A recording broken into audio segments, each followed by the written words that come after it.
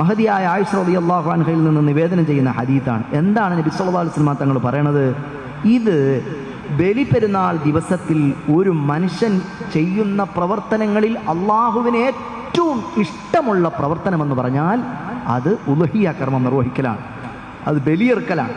അങ്ങനെ നിങ്ങൾ ആരെങ്കിലും ബലിയെറുത്താൽ ആ ബലിമൃഗത്തിൻ്റെ കൊമ്പുകളും രോമങ്ങളും കുളമ്പുകളോടും കൂടി ആ ബലിമൃഗം നാളെ നിങ്ങൾക്ക് അനുകൂല സാക്ഷിയായി പരലോകത്ത് വരുമെന്ന് മുഹമ്മദ് മുസ്തഫ സല്ലല്ലാഹു അലൈഹി വസല്ലം. ബികുല്ലി ശഅറത്തിൻ ഹസനത്തുൻ, നബി സല്ലല്ലാഹു അലൈഹി വസല്ലം തങ്ങൾ പറയാണ്, അതിൻ്റെ ഓരോ രോമത്തിനും നിങ്ങൾക്ക് പ്രതിഫലം കിട്ടും. അപ്പോൾ ബികുല്ലി ശഅറത്തിൻ ഹസനത്തുൻ എന്ന് പറഞ്ഞാൽ വൽ ഹസനത്തു ബിഅശ്രി അംസാലിഹ എന്നാണ്. ഒരു ഹസനത്തിന് 10 കൂലി.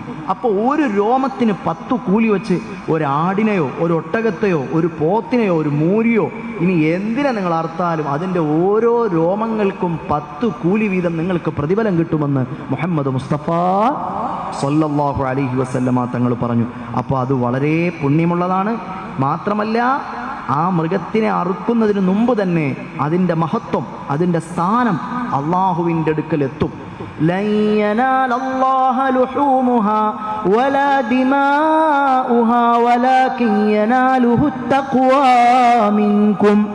നിങ്ങൾ അറുക്കുന്ന അറവ് മൃഗത്തിൻ്റെ മാംസമോ അതിൻ്റെ രക്തമോ ഒന്നും അള്ളാഹുവിൻ്റെ അടുക്കൽ എത്തുകയില്ല. വലാകിൻ യനാലുഹു തഖ്വാ മിൻകും.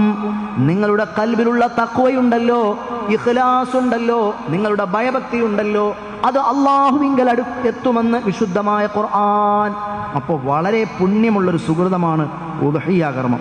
ഉദ്ഹിയ കർമ്മം നമ്മൾ കഴിയുന്ന ആളുകളെല്ലാവരും നിർവഹിക്കണം. ഇനി ഞാനൊരു പാവപ്പെട്ട ആളാണ്, എനിക്ക് ഉദ്ഹിയ കർമ്മം നടത്താൻ കഴിയില്ല എന്ന് നമ്മളാരും പറയരുത്. കാരണം നബി സല്ലല്ലാഹു അലൈഹി വസല്ലമ തങ്ങളെപ്പോലെ പാവപ്പെട്ടൊരു മനുഷ്യൻ ലോകത്തില്ലായിരുന്നു. മുത്തുനബി സല്ലല്ലാഹു അലൈഹി വസല്ലമ തങ്ങൾ മദീനത്തായിരിക്കുന്ന സമയത്ത് 10 വർഷം മദീനത്തുണ്ടായിരുന്നു. ഈ 10 വർഷവും നബി സല്ലല്ലാഹു അലൈഹി വസല്ലമ തങ്ങൾ എന്ത് ചെയ്തു? ബലിയറുത്തു. അതും അവിടുത്തെ സ്വന്തം കൈകൾ കൊണ്ടറുത്തു എന്നാണ് ഉദ്ഹിയ കർമ്മം നിർവഹിച്ചത്. അപ്പോൾ അത് വളരെ പ്രബലമായ സുന്നത്താണ്, വളരെ പുണ്യമുള്ള കാര്യമാണ്. നമ്മൾ ഓരോരുത്തരും ഈ ദുൽഹജ്ജ് മാസത്തിലെ 10-ന് എപ്പോഴാണ് അതിൻ്റെ സമയം അത് പറയുന്നുണ്ട്. അതായത് ഉദ്ഹിയ ദുൽഹജ്ജ് മാസം 10-ാം തീയതി സൂര്യൻ ഉദിച്ച് ഒരല്പം ഉയർന്ന്, അതായത് ഒരു കുന്തം അളവനുസരിച്ച് ഉയരുക. അതായത് നമ്മൾ സാധാരണ ദുഹാ നിസ്കാരത്തിൻ്റെ സമയമുണ്ട്. ഈ ഉദ്ഹിയത്ത് എന്ന പേര് തന്നെ വരാൻ കാരണം അത് ദുഹാ നിസ്കാരത്തിൻ്റെ സമയത്താണ് നിർവഹിക്കപ്പെടുന്നത് ആ കർമ്മം എന്നതുകൊണ്ടാണെന്ന് ചില പണ്ഡിതന്മാർ പറഞ്ഞു. അതല്ല,